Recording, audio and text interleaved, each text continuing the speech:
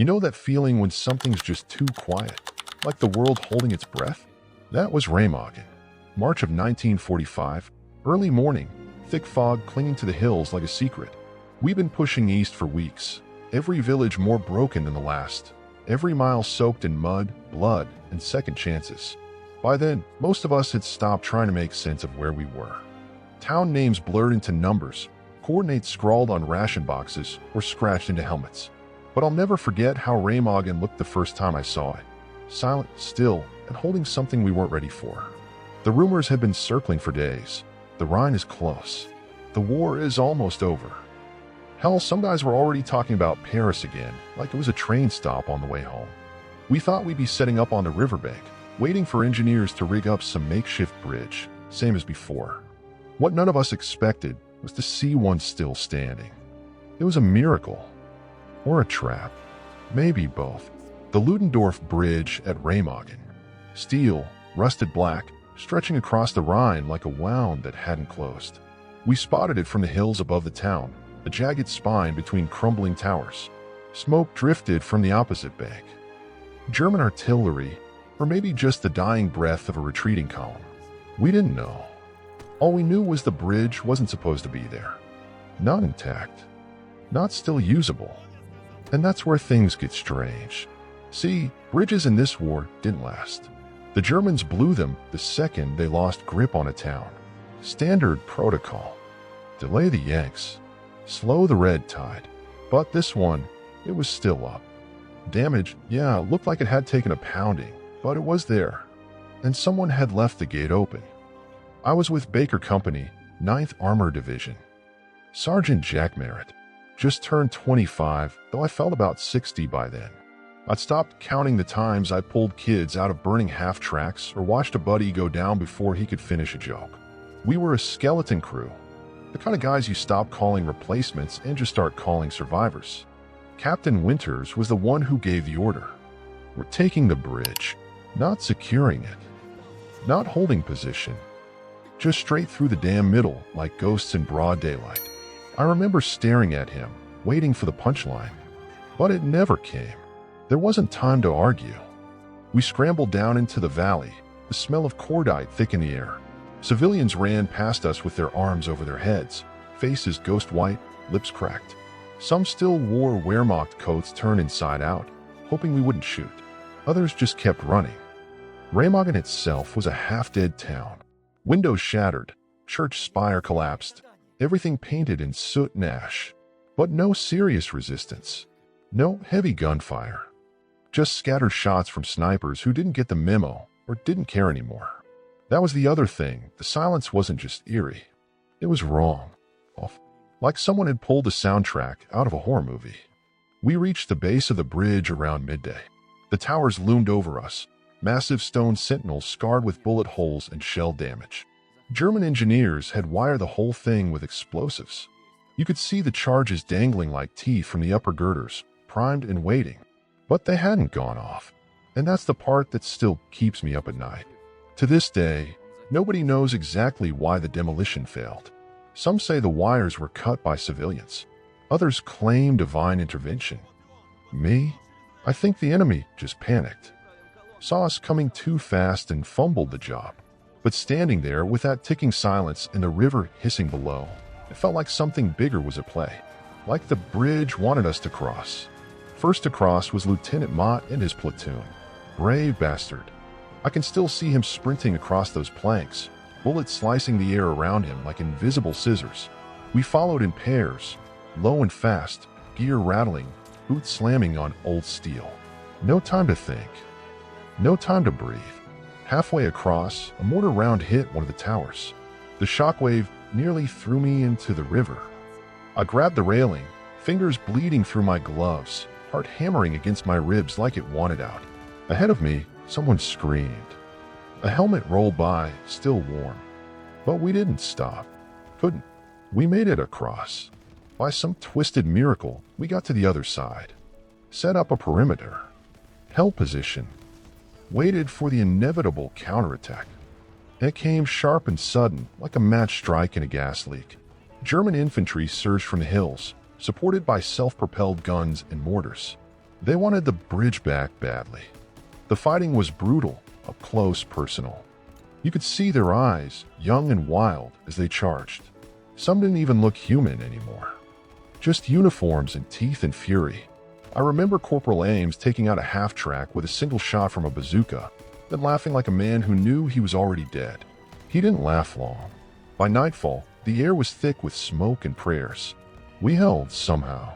Reinforcements poured in from behind, engineers working like mad to defuse the remaining charges, patch the structure, build pontoons. And still, the question lingered. Why hadn't it blown? We didn't get answers. Just more ammo. More orders. More dead. I found myself on the east bank, kneeling beside a fallen German boy no older than 16. His eyes were open, staring past me. His rifle lay, cracked beside him. His boots didn't match. I closed his eyes. That was the first night I felt the war shift. Not end, just shift. Like something huge had moved, far beneath the surface. And the bridge, black and broken behind us, stood tall like it knew what came next. And God help us, we had no idea. That night on the eastern bank was like living inside a fever dream. One of those where you're running, always running, but your legs won't move fast enough, and something unseen is just behind you, breathing down your neck. We dug in as best we could, laying out sandbags where the earth was still firm and not yet cratered by artillery. The moon hung low and sickly above the hills of the Siebengebirge, casting long shadows through the burnt-out trees that crept up from the riverside like skeletons in mourning. Everything felt too quiet again, but it was a different kind of silence, tense, stretched to the point of snapping, like the entire world was waiting to see whether the bridge would hold or collapse beneath us. We'd crossed over a threshold, not just the Rhine, but something else entirely, and none of us knew if there was a way back. The engineers worked all through the night with the urgency of men defusing the heart of a ticking god. Every so often, one of them would climb up into the superstructure, crawling across beams that were barely intact, fingers stiff with cold, faces pale beneath soot and fear. We'd hear the metallic clink of wire cutters, the sudden crack of distant gunfire, and sometimes a long echoing splash that could have meant anything or nothing. No one asked. We just waited. Every breath was a gamble, every creak of the bridge another roll of fate's dice. The sappers had found enough explosives to level half the valley. It was as if the Germans had meant to send the entire span skyward in one glorious fireball, taking us, them, the river, and history itself with it. I couldn't sleep, so I wandered a bit outside the perimeter, past a line of shattered pine trees where a few of our boys had set up a hasty observation post. That's where I ran into Private Leland, sitting on an ammo crate with a cigarette burning down to his fingers, eyes glassy but wide open. He wasn't much older than 19, from some farm in Iowa or Indiana. I never remembered which. He didn't say a word, just nodded toward the bridge, his gaze fixed on the dark arch like he was watching something crawl across it that no one else could see. I didn't ask. I just sat beside him and listened to the river. It moved slow and wide, as if it too was unsure about where it was going. Dawn didn't come gently. It tore through the fog like a searchlight, revealing more of the eastern hills and the narrow road that climbed up toward the town of Erpel. That's where the first counterattack came from, just as the sun crested the hills. No dramatic trumpet, no sudden roar, just the dull, steady crunch of tank treads and the distant chattering of machine guns. At first, we thought it was just another probing squad testing the waters, but within moments the entire hillside erupted. Mortar rounds screamed down into our foxholes, kicking up walls of mud and fire, while German infantry advanced in waves, their silhouettes darting between trees and ruins like phantoms. We held as best we could, crouched low in the cold mud, rifles jammed against our shoulders, hands shaking from more than just the chill. Every shot felt personal. Every target looked too familiar. These weren't the battle-hardened veterans we'd faced in Normandy or the Hurtgen. No, these were old men and teenage boys, some in patched-up uniforms that didn't match, others barely holding their weapons properly. But they fought with a kind of desperation that bordered on madness, a fury born from the knowledge that they were defending the last scraps of their world. You could feel it in the way they screamed when they charged. Not words but raw sound, a last breath turned into a weapon. The ground turned slick with rain and blood. Trees fell like matchsticks under the constant shelling.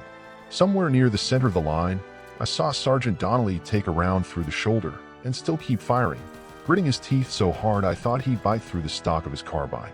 When the Germans got close enough to toss grenades, we countered with bayonets and fists, and it all devolved into the kind of chaos that strips you of identity. No rank, no orders, just motion and instinct, and the thundering need to survive.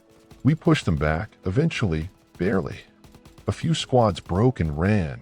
Others melted into the trees like smoke. Our casualties were heavy, but the line held. The bridge still stood. And as we dragged our wounded to the aid station, set up hastily in the cellar of an abandoned bakery, I felt something I hadn't felt in months. Not hope exactly, but defiance. Like we'd stared into the abyss and hadn't blinked. That afternoon, the brass finally showed up.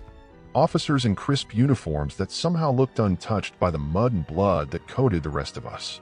They strode across the bridge with a sense of purpose, followed by photographers and a couple guys from the Stars and Stripes who immediately started interviewing anyone who wasn't bleeding. I saw one of them ask Lieutenant Mott how it felt to be a hero, and the look on his face nearly made me laugh. He just stared at the guy for a moment, blinked twice, then walked away without saying a word. No one felt like a hero out there. Not really. We were just the ones still breathing. That night, a strange fog rolled in from the river, thicker than before, almost unnatural. It blanketed the camp so thoroughly that I couldn't see more than a few feet in front of me. Everything became shapes and shadows, the world stripped down to outlines and instinct. And somewhere in the dark, I thought I heard music. Not loud, soft, distant, like a phonograph playing on the other side of a door. A slow, mournful tune I couldn't place, but that tugged at something buried deep inside me. I asked Leland the next morning if he'd heard it too. He just looked at me for a long moment, then nodded once and said, "Sounded like home." We didn't talk about it again. The next 2 days were a blur. Supplies arrived in waves, ammo, food, more medics, more men. We began to dig in, expand the bridgehead, push further into the hills beyond. But every inch we gained felt borrowed. Like we were moving forward into territory that didn't want us. And always, behind us, the bridge stood silent, stoic, a great iron crucifix pinned between two broken shores. None of us knew yet how important it would become, how the newspapers back home would call it a miracle, how the generals would declare it the turning point that shattered Germany's last line. All we knew was that something had shifted. The war wasn't over. But the rules had changed. And deep down, I think we all knew we hadn't just crossed a river. We'd crossed a line we could never uncross. The third day after the crossing, the air felt heavier, not just with smoke or the lingering moisture from the morning fog, but with a strange sort of pressure, as if something unseen had settled over the hills, coiling itself around the ruins and broken trees like a serpent waiting for the right moment to strike. There was a quiet that didn't belong, not the peaceful kind, but the deceptive sort, the one that makes you squint at the tree limb too long or check your rifle one more time, even though you already know the clip is full. We had pushed a few kilometers past Erpel by then, setting up temporary defensive lines among splintered barns and frost-covered vineyards that had once rolled with quiet elegance across the Rhine valley. Now, they were pocked with craters and littered with frozen limbs, the old stone walls scorched black where flame met flesh. Orders had changed overnight. No longer were we simply meant to hold the bridgehead. Now we were the tip of the spear, tasked with clearing a path into the heart of Germany itself, spearheading the charge through the West Bank before the Wehrmacht had time to regroup or sabotage what was left of their territory. High Command had sensed blood in the water, and the crossing at Remagen had turned from a tactical gamble into a headline, something that might finally shatter German morale and bring an end to the madness. But for those of us on the ground, there was no sense of victory, only fatigue deeper than bone and the constant gnawing of uncertainty. It wasn't whether we would be hit again, it was simply when and how hard. The town of Bruckhausen was the next target, a jagged scar on the map barely 3 miles from the bridge, nestled in a shallow valley where the river looped like a snare. Intelligence said there were remnants of the 15th Army holed up in the old monastery at the edge of town, supported by a few anti-tank guns and what was left of a panzer platoon. We were told to move fast, strike before they could reinforce. But speed meant exposure, and by then we all understood what exposure meant, walking into a killing field where the only shelter was the body beside you. We moved before dawn, boots slapping cold mud, rifles slung low, minds numb with repetition. The closer we got, the more the fog seemed to thicken, not just in the air but in our heads. Like the past few weeks were beginning to melt together into one long, continuous moment of noise and fear and silence. We passed through a stretch of woods where the trees still smolder from the last barrage, their trunks charred and hollow like chimney flues. Everything was gray, sky, ground, uniforms, even the blood, already dried and dark. And somewhere deep inside that quiet, I began to feel it again, that sense of being watched, not by the enemy, but by the place itself, as if the land remembered every bullet and scream and was judging us for daring to add more. The assault on Bruckhausen began with a whisper, one of those moments where sound becomes movement and movement becomes instinct. We spread out across the lower fields, crawling through underbrush and shattered fencing until we reached the stone wall that bordered the old vineyard. From there, the town was visible in fragments, a church steeple with its top blown off, the husk of a schoolhouse, rows of ruined homes with curtains still hanging limp in the shattered windows. It would have been beautiful once, maybe even peaceful. Now it looked like a painting someone had set fire to and forgotten to finish. Artillery started first, our boys laying down a curtain of fire meant to suppress and disorient. The ground shook beneath us, dirt and debris falling like sleet from the trees. Then came the signal, a sharp whistle that cut through the thunder, and we rose as one, pushing forward in a line that was more memory than formation. Bullets tore through the morning like needles through fabric, stitching the ground around us with furious precision. I saw 3 men drop before we even reached the first building, their bodies folding without sound, as if the town had simply absorbed them. Inside the town, the fighting became a blur of doorways and broken glass, of narrow corridors where shadows moved faster than thought. German resistance was fierce, not fanatical, but grim, stubborn, like men who knew they couldn't win but refused to give up the ground beneath their boots. We cleared one house after another, room by room, bayonets flashing in the gloom, grenades echoing like thunder trapped in a bottle. The monastery, our final objective, loomed ahead like a fortress from some old ghost story, its arched windows staring down at us like eyes, the courtyard littered with burning vehicles and twisted bodies. They'd made their last stand there, and it was hell. We took it eventually, though not without cost. The courtyard was so thick with smoke that by the time we reached the steps, I could barely see my hands. I remember stumbling over a fallen priest, or maybe just someone dressed like one, his cassock torn and soaked in blood. No rifle, no helmet, just a rosary still clenched in one hand, the beads blackened by fire. It felt wrong somehow to see something so delicate amid so much destruction. But there was no time to reflect. The next order came before the last shot had even echoed away. Secure the road. Prepare for the next advance. Move. We did as we were told. We always did. But something had shifted again, subtly, like a current changing beneath still water. The bridge no longer felt like a victory, but a threshold. And beyond it, things were darker, heavier, as if the war had taken off its mask, and we were only now beginning to see its true face. That night, while others slept in the monastery's crypt, I sat outside beneath the burned-out stars and tried to remember my brother's voice.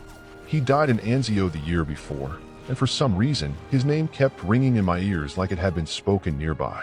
I couldn't shake the feeling that I wasn't meant to be here, not just alive, but here in this place at this moment.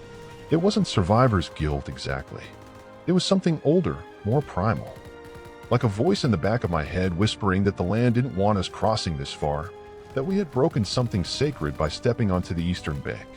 And maybe we had, because as I watched the smoke drift from the rooftops of Bruckhausen, I thought I saw something move in the mist.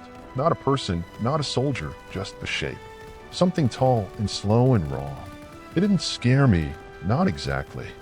It just made the hair on the back of my neck rise, like the air had turned electric. Then it was gone. The next day, half our platoon woke up with fevers, and by noon, the sky turned black again. By the time the fever spread through the company, we'd stopped asking whether things made sense. You reach a point in war when logic becomes a luxury, and all that matters is who's standing, who's bleeding, and who'll still be breathing by nightfall. Half our platoon was down by morning, curled in their bedrolls or against the monastery walls, drenched in sweat, trembling with chills that no blanket could chase away. The medics were stretched thin already, bandaging bullet wounds with torn shirts and washing out gashes with whatever clean water hadn't frozen overnight, and now they were expected to treat something they couldn't see, couldn't name.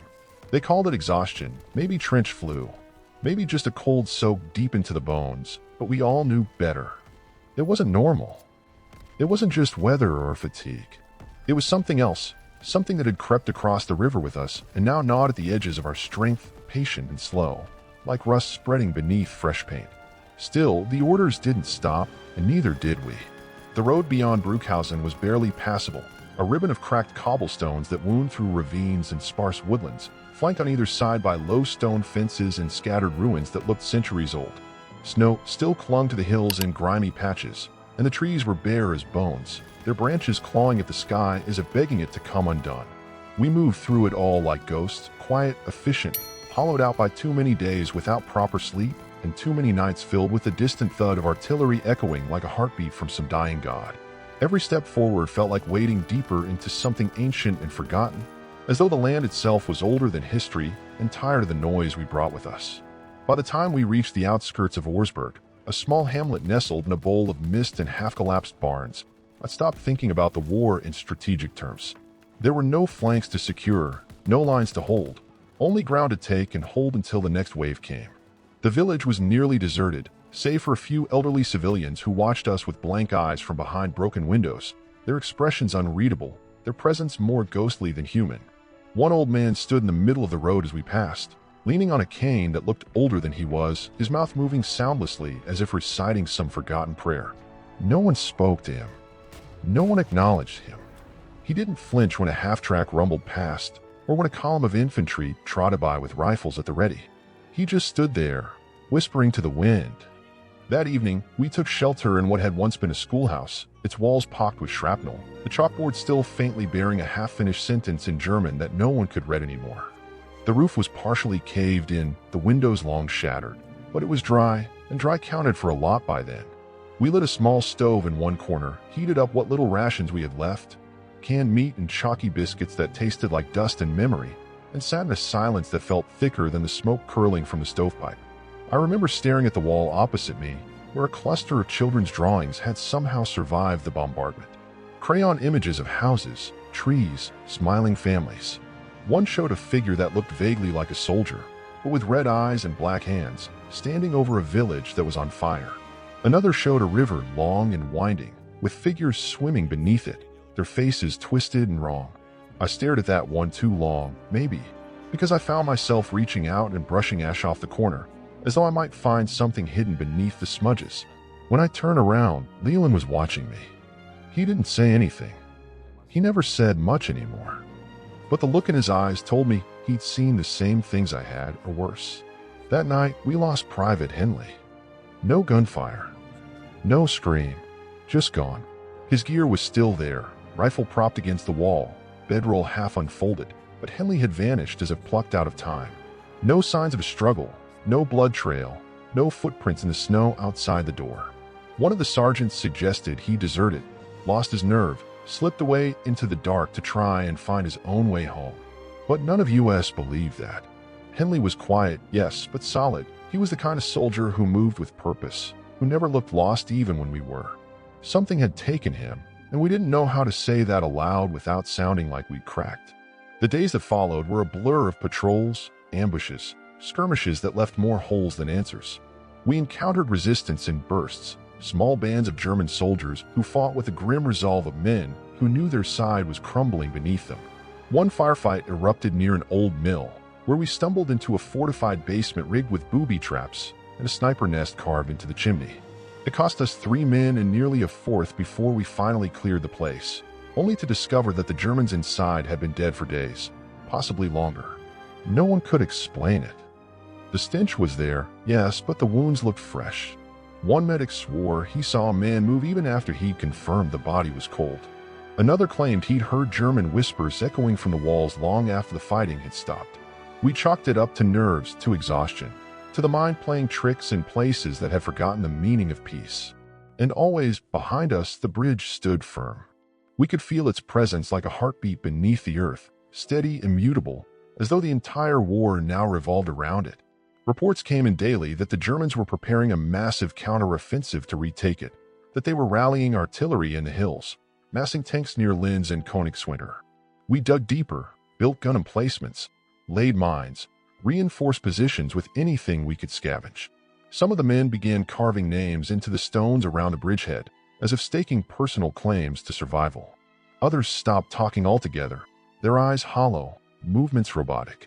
I started to dream about the bridge, not as it was, but as it had been, untouched, new, stretching across a bright blue river with no war on either side. I'd wake up in a cold sweat, heart pounding, feeling as though I'd seen something forbidden. It wasn't until the morning of the 8th day that we heard the sound, low at first, then rising like thunder building beneath the soil. Not artillery, not tanks, something else.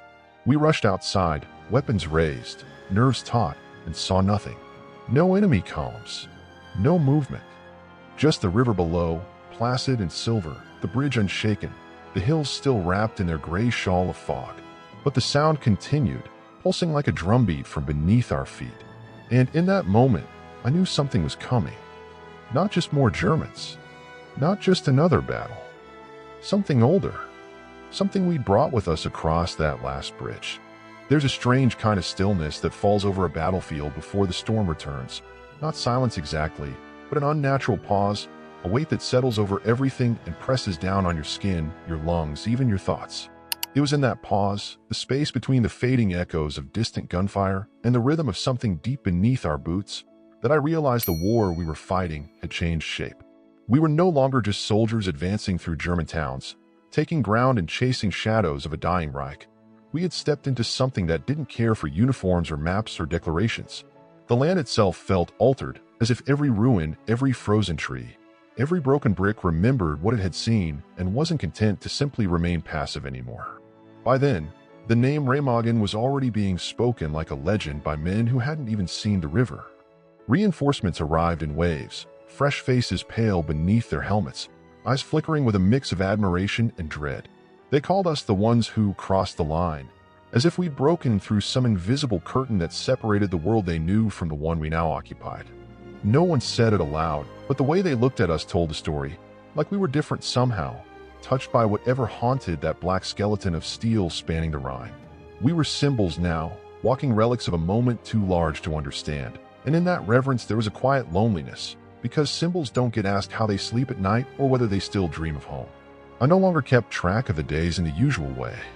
Time had become a thing we measured in movements, how many clicks to the next ridge, how many men lost on the last patrol, how many steps it took to cross from the relative safety of a barn to the smoking crater where the command post used to be.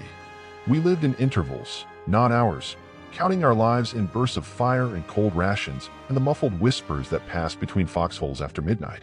And yet, despite the fatigue, despite the creeping sickness that still moved through the ranks like a slow poison, we kept pushing forward, deeper into the country that seemed to want nothing more than to devour us and forget we'd ever arrived. The sound that had begun days earlier, deep rhythmic, like something vast shifting underground, never truly left us. Sometimes it faded to a faint murmur, just beneath the edge of hearing, but always returned, louder each time, as though the earth itself were drawing breath. We tried to ignore it, focused on orders and maps and the ever-present logistics of survival. But when night fell and the wind died, we all heard it. We stopped talking about it after the third night, after a private from Charlie Company wandered off toward the sound and was later found kneeling in the woods, eyes wide, mouth stuffed with earth, humming a lullaby none of us recognized. It was during the advance on Kasbach, a ruined stretch of cobbled streets hugging the riverbank just south of Linz, that everything finally came to a head. Intelligence had indicated minor resistance, a rearguard force holding the rail station, perhaps a machine gun nest in one of the gutted churches. What we found instead was silence. Not the kind we'd grown used to, but a suffocating void, the sort of absence that made every footstep sound like an explosion. The village had been abandoned in haste, food still on plates, candles half melted, a child's wooden toy lying in the middle of the road as if dropped mid-play.